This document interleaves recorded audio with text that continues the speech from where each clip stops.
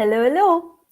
Welcome to day 971 of Connecting the Thoughts. Code for today is, let me take you there. Code for today is being minimalistic reflects an abundance mindset. Now, what do I mean when I say that? I am talking about being a minimalistic. What is that? That is someone who lives. Hello, hello, Gopalan. So I'm talking about someone who has limited chaos, limited choices, who has consciously, hi Cindy, who has consciously chosen to use bare minimum things in their world. So have you ever walked into somebody's house and it looks a lot like a museum? And I don't mean to be rude, but what I'm saying is sometimes people have way too many things in their space. And then when they have way too many things in their space, you really don't know which one or what to focus on. You get a little confused in terms of what is it that I need to focus on when it comes to this person and their space. And that could precisely be the conversation going on in that person's mind too.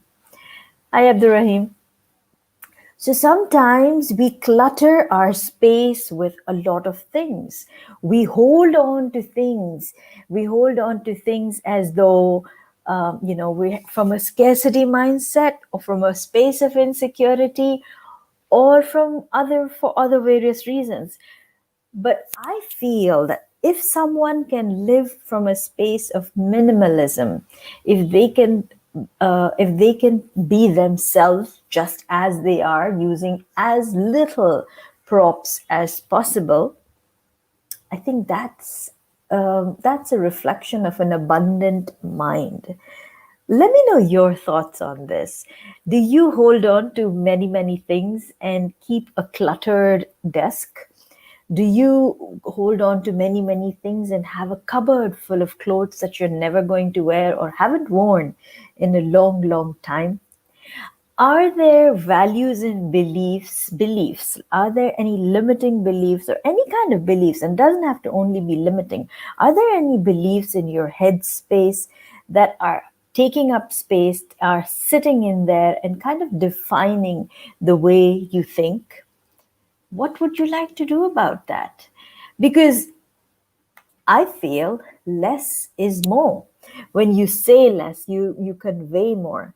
And again, what are certain conversations that you possibly could be holding on to? And guilty as charged, says Gopalan. And I love the honesty. Thank you for the honesty, because it's as we reach the end of the year, a lot of us are making New Year resolutions.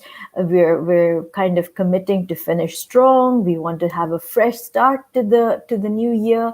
All of that is brilliant. But isn't it important to have a fresh start by also decluttering your mind, decluttering your space, decluttering your closets? Thank you, Cindy. And isn't that so important to let go of shoes that you're not going to wear because they're so worn out?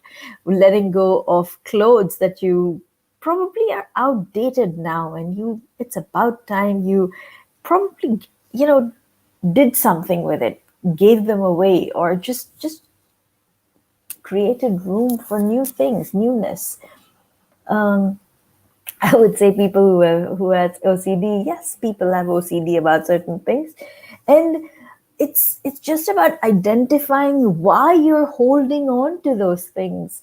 Are you holding on from a space of? Are you holding on from a place of fear that you won't find this again? Out of the fear of an insecurity that I must have this so that I feel more myself? What is it? What is it that you need to do to kind of create a minimal presence? Because people, you're not going to take any of this with you when you're gone. The only thing you really can hold on to and give and be accountable for are the moments that you have with people, the moments that you have with yourself. So just make sure that you live fuller moments, live fully in the now, be fully present in the now, and move forward therefrom. Hi, Noah. Thanks for joining. Um, Gopalan says, for many years, my home was cluttered and guilty of hoarding. Today, it's much better. Brilliant. And it can keep just getting better and better from here on. So, what are certain things that you need to let go of? What are certain things that you need to kind of, that you realize that you can do without? Because if there's one thing that 2020 has taught a lot of us is we can live without a lot of things. There are so many things that we could do without in this year. There were so many, so many trips to the restaurant, to the cinema, to the expenses that we could do without this whole year. Through in lockdown, we realized what are the things that were important, like truly important to us. What were those things that made a difference to us, that if we didn't have, it hurt us. It created that emptiness within us if we didn't have it. Important things such as family, important things such as friends, asking people around us how they are they keeping up, what's going on. All those things have helped us grow as an individual, as a community, as a person. So, yes, it's important to realize what is it that you can truly not be without, and what is it that you truly need to push your focus towards, keep your focus on. Not even push, because when I say push, I feel a resistance. You have to push for something. But when I say keep, it's almost like you're placing your attention on it, and it so beautifully, so softly lands on that, and then you can put your attention to that. Cindy says, I love my stuff, my books and my items. They bring me joy. But I agree with you, what you're saying. Thank you so much, Cindy, for the kindness. She also adds, my health is what's most important to me. Yes, so many of us have realized that health is such a blessing. And we have taken hygiene and so many other things for granted. But now we've come to understand how important health is for us and for the others around us. So being mindful of that. Noah says lockdown has proved that it is very important to be with family. Yes, it's important to be with family. It's important to take care of each other, take care of ourselves, our health, our priorities. Do not clutter your space with extras, because then you lose focus. You tend to lose focus. It's almost as though you come into a room filled with so many things that you don't know which one to pay attention to.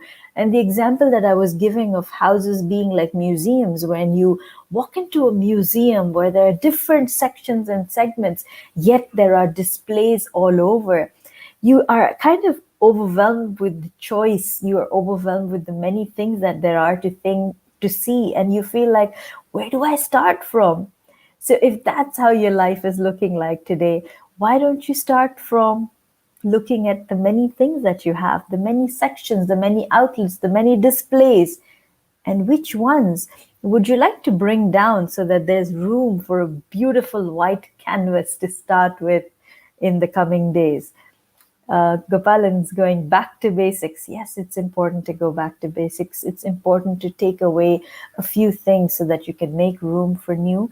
You can also just sometimes just take away certain things and just create room for nothingness, for just an emptiness or an openness, actually. Create room for an openness that is clean, that is clear, that is beautifully available to you to just relax and just be yourself. So this is how I see it.